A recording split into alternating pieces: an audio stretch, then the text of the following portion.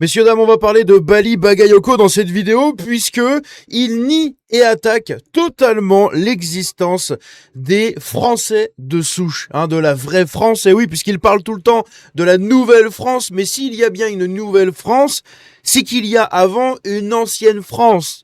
C'est un peu la dissonance cognitive et l'hypocrisie dans leur rhétorique qui est assez énorme, puisque oui, les Français de souche, ça existe. On va voir ça dans cette vidéo. Vous allez voir un petit peu tous les détails de ce dont on va parler et vous allez mieux comprendre ce qui se passe avec notre bon Bali Bagayoko, décidément qui n'a pas fini d'être dans des sauces et de pousser toujours plus loin l'ignominie de cette nouvelle France. C'est parti.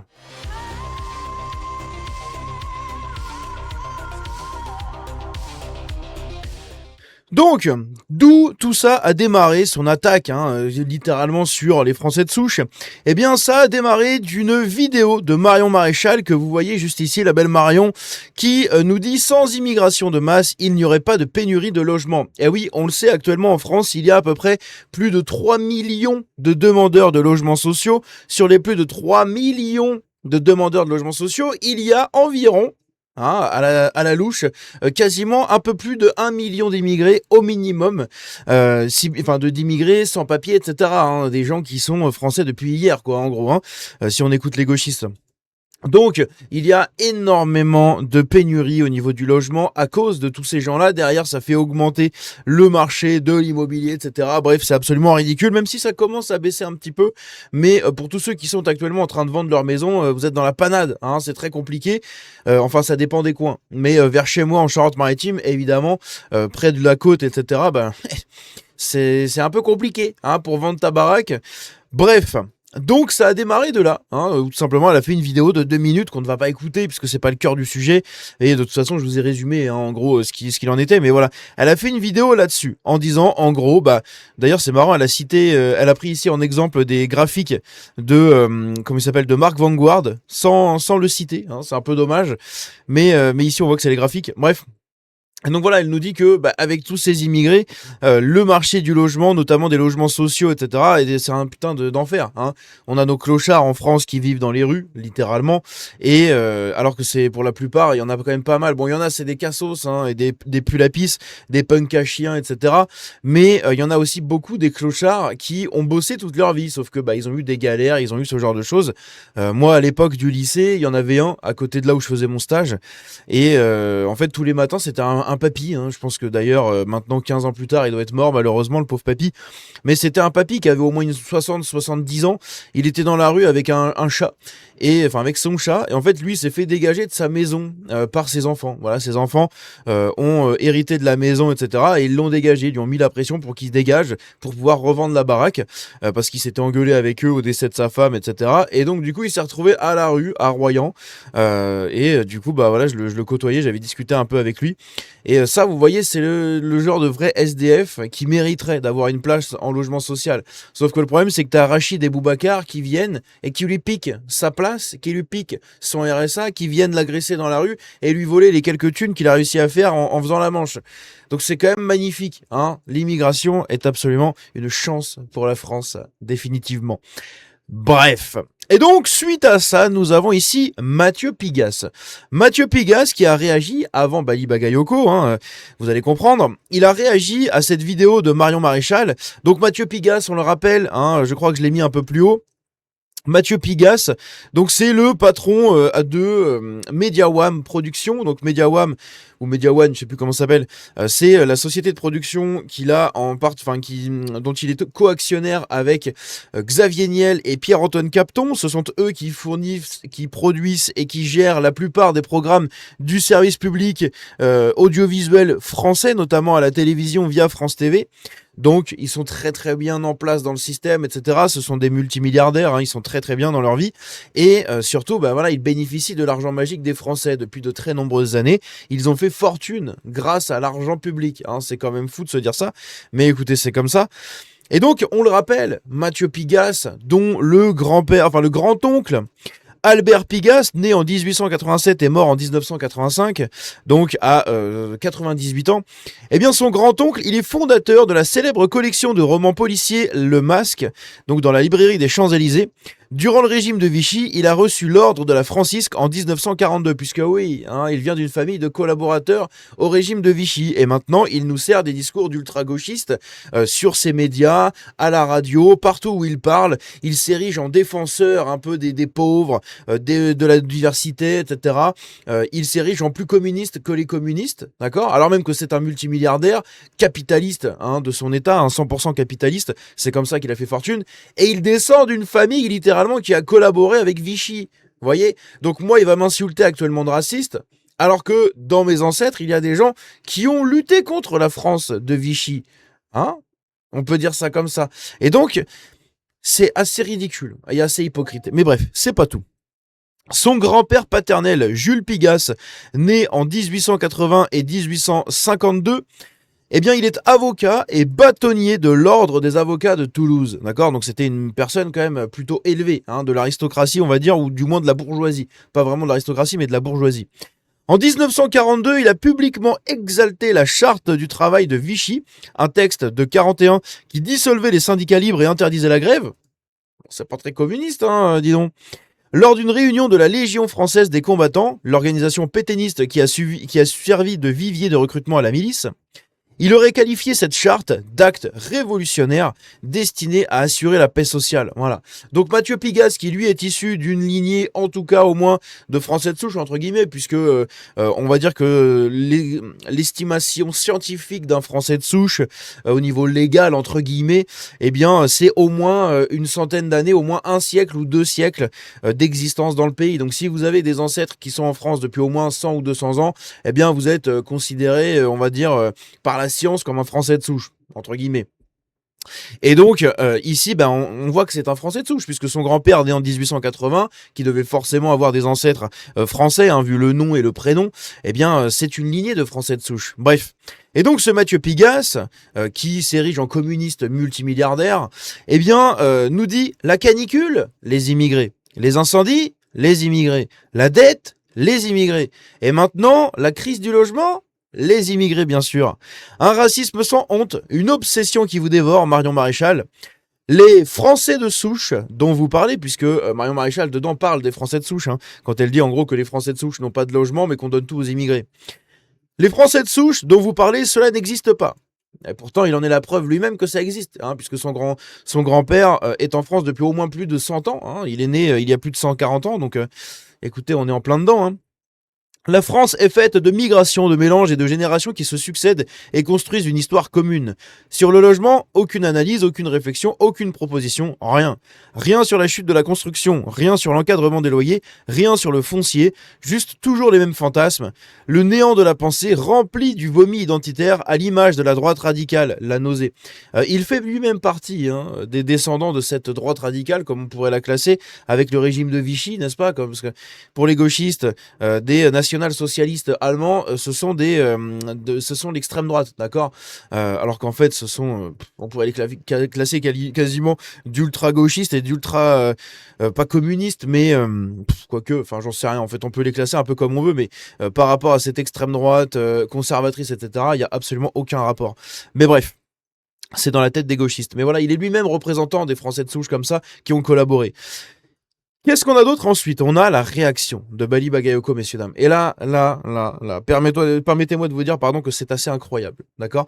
Puisque il nous dit, donc il cite Mathieu Pigasse en reprenant sa phrase, quand il nous dit les Français de souche dont vous parlez, ça n'existe pas, la France est faite de migration, de mélange, etc. Et il nous dit une vérité rappelée par Monsieur Pigasse. Bah oui, Monsieur Pigasse est lui-même un descendant de Français de souche, donc qui de mieux qu'un Français de souche pour défendre les Français de souche, pour savoir ce que c'est. Donc c'est assez rigolo, mais bref, donc c'est une vérité inversée rappelée par Monsieur Pigasse. Et Bali Bagayoko nous dit cap vers la Nouvelle-France. Donc, si Nouvelle-France il y a, Ancienne France, il y existe, non? Hein, si tu vas vers une Nouvelle-France, c'est qu'il y a bien une Ancienne France, d'accord? Sinon tu vas juste cap vers la France. Mais du coup, ça n'aurait plus aucun sens. Donc, cap vers la nouvelle France, c'est que tu instaures une nouvelle France, d'accord? On a eu l'Ancien Testament et le Nouveau Testament. Voilà, vous avez une ancienne maison et une nouvelle maison. Une ancienne bagnole et une nouvelle bagnole.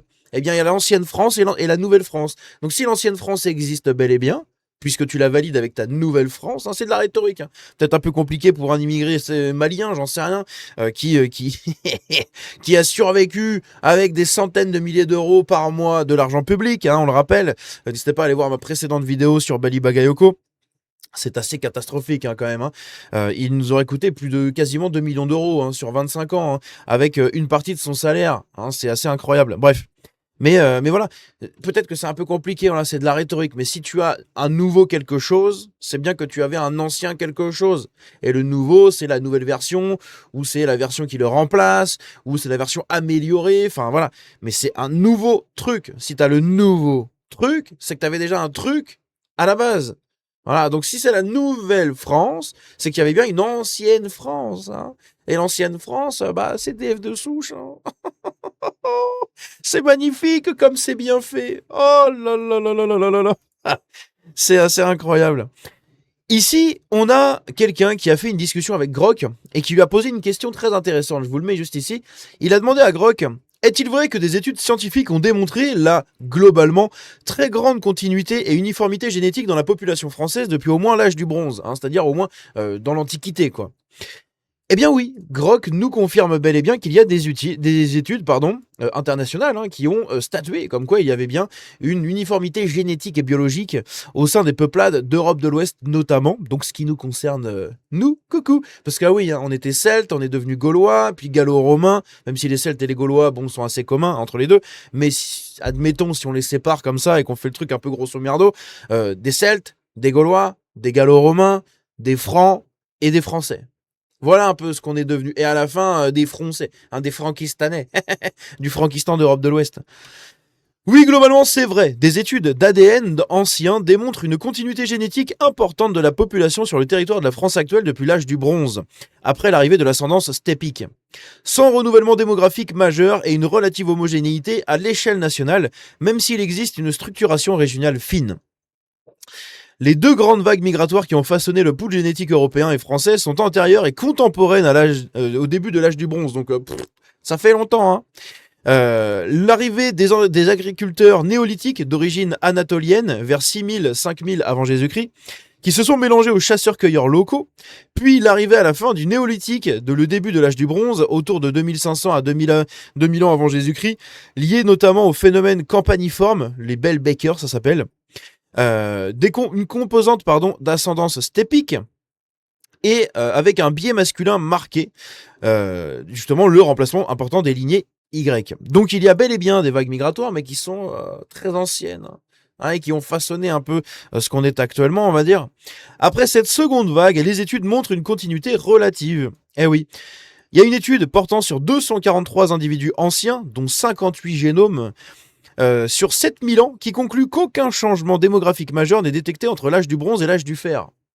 Les individus de l'âge du bronze et du fer se situent dans le même espace génétique, avec une homogénéisation de la composante steppique, qui était plus hétérogène au bronze.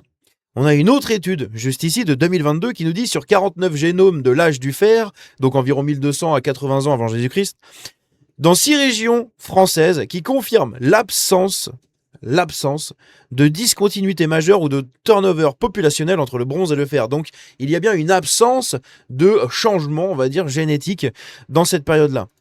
Les groupes de l'âge du fer tombent dans la variété de la population française moderne, indiquant une continuité jusqu'à nos jours.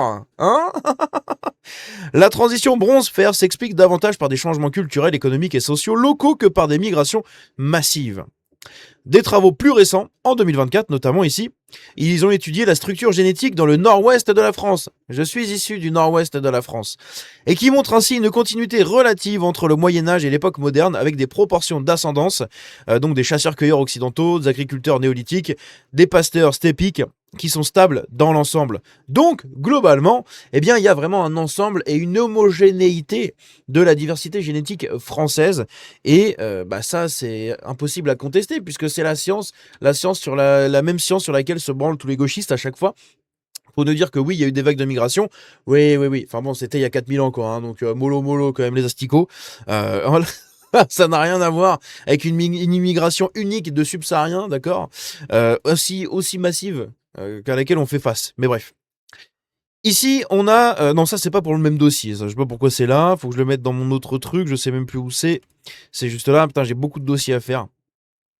On a ici, voilà, on a Zora Habitant qui nous dit, donc c'est une chroniqueuse chez les grandes gueules, et elle aussi se désassimile. Hein, c'est ça qui est rigolo, c'est que t'as des gens comme ça qui sont assimilés depuis un certain temps et qui maintenant commencent à se désassimiler. Hein, c'est bizarre, ça suit un processus, on va dire plutôt naturel, de retour aux sources, je pense, et de reconnexion avec son soi intérieur. Je sais pas. Donc elle nous dit, les Français de souche n'existent pas. Voilà, être Français de souche ne veut rien dire. On va pas l'écouter, mais je vous mettrai le lien du clip si jamais ça vous intéresse dans la description. Et pour ceux qui me regardent sur Facebook, je vous le mettrai dans l'intitulé du post, je vous mettrai le lien. Si jamais vous voulez l'écouter, hein, mais ce qu'elle dit c'est assez catastrophique, hein, en réalité ça n'a pas grand intérêt, puisque voilà, il faut retenir simplement qu'elle conteste l'existence des Français de souche, donc elle aussi se désassimile, hein, en disant que voilà, en fait, non, on est plusieurs cultures venues de partout, etc. Bon, faut savoir que tous ces gens-là, comme elle et comme tous les autres, comme Bali Bagayoko, sont des gens qui ont le cul entre deux chaises, puisque à la fois ils ont été coupés de leurs racines par leurs ancêtres, leurs parents, etc. Et à la fois, ils sont pas totalement français non plus. Donc ils sont dans l'entre-deux, où ils sont ni d'un côté, ni de l'autre. Ils ne sont plus de l'autre, mais ils ne sont pas encore vraiment dans le nouveau. Donc ils ont le cul entre deux chaises. Donc en fait, comme ils ont le cul entre deux chaises, ils ont une dissonance cognitive en eux, d'accord. Ce sont des gens qui n'ont pas de racines et ils sont jaloux de nous autres qui avons nos racines et qui vivons sur la terre de nos ancêtres depuis toutes ces générations. Si vraiment les choses étaient alignées absolument de manière cohérente et normale, tous ces gens qui trouvent que les Français de souche n'existent pas, qu'on est issu de plein de migrations, etc., si vraiment ces gens étaient connectés avec leur soi intérieur, eh bien ils retourneraient dans leur pays, tout simplement pour renouer avec leurs racines et la terre de leurs ancêtres. Sauf qu'ils ne le font pas parce que c'est des gros hypocrites, voilà, et que ça demande du courage et que ces gens-là n'en ont pas, tout simplement. Et ces gens-là ont la chance d'avoir deux pays, donc si jamais la France devient, imaginons, implose et devient un champ de ruines, eh bien ils peuvent retourner dans leur ancien pays. Voilà. Nous, non. Hein, nous, c'est notre pays que vous avez détruit. Oh, c'est bizarre. Et donc, moi, il y a un truc très rigolo, c'est que là, je reviens d'un week-end de vacances chez mes grands-parents. Enfin, chez ma grand-mère notamment, et du côté espagnol, hein, comme je vous en avais déjà parlé, je pensais avoir des origines espagnoles assez récentes entre guillemets. C'est en tout cas ce que me disait ma grand-mère et ma mère, etc. C'est ce qu'on pensait, puisqu'en fait ma grand-mère et sa mère, donc mon arrière-grand-mère, dans le village en Sarthe, en Mayenne, elles étaient en Mayenne, dans le village de Mayenne, elles étaient surnommées les Espagnols, parce que le teint très mat, les cheveux très, très noirs, etc. Et en fait, on s'est rendu compte en regardant l'arbre généalogique qu'avait fait un de mes cousins, justement pour ma grand-mère. Il a fait tout un arbre généalogique, il est remonté jusqu'au début des années 1800, d'accord, 1820, je crois, au plus ancien. Et bien, on se rend compte qu'en fait, c'est tous des Français. Voilà, c'est tous des Français. Donc en fait, l'immigration espagnole s'est faite bien plus tôt que ce que je pensais, parce que moi j'avais estimé à la fin des années 1880. Sauf qu'en fait pas du tout, parce que les personnes nées en 1880 sont totalement françaises et sont nées en France. Et en 1820, la personne est déjà née en France, elle a été déjà francisée, avec un nom et un prénom français, des deux côtés, hein, que ce soit fille ou garçon.